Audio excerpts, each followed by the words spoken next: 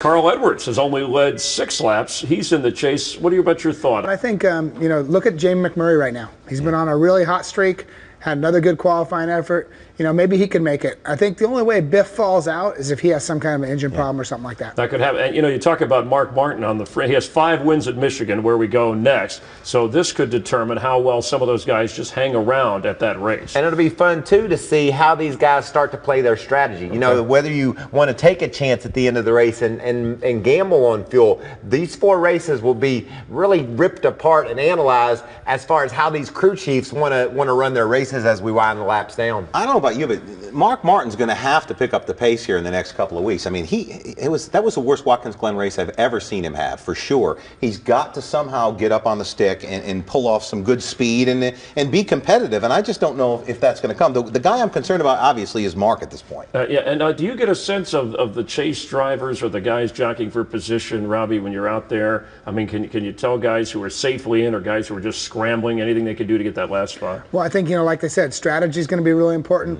One thing to think about it, though, these guys, if you go back up all the way to Biff, a bad day for them, they only lose 30 points. Okay. Because, a bad day for them is probably a 15th place finish. Yeah. So, that 10 points, that one right there with Mark Martin, he's in the hot seat. Biff, he might be safe.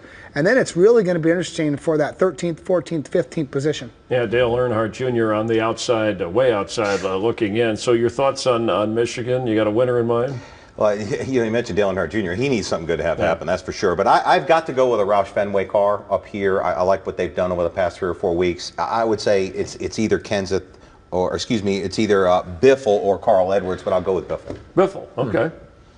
You have a thought, Michael? You could maybe I should go with Kenseth since I mentioned him. Were you going to take Kenseth? So he's thinking that Carl is going to lead at least 7 laps this year, or 7 more. Might have a chance to win. I'm going to go with Clint Boyer. I think that team rebounds from their problems at Watkins Glen. He's right on the edge of the chase. They show good speed at those types of racetracks. Obviously, those engines are running strong. Maybe some of the strongest in the garage area. You need a lot of power at Michigan. I'm going to pick Boyer. Who you like, Robby? You can't take Robby Gordon. That's the only catch. No, I wasn't going to take Robby Gordon. Fords have shown good power, too. I think both the Chevys and Fords. Not that the Toyota's not showing good power, but that new Ford seemed to be pretty good, especially when it came down to go qualify last weekend at the Glen. I'm Jimmy Johnson, driver of the number 48 car. Johnson wins! When I want to watch the best highlights and analysis from the racetrack, I watch Inside NASCAR on Showtime. Inside NASCAR. New episodes Wednesdays at 10 or anytime on Showtime On Demand.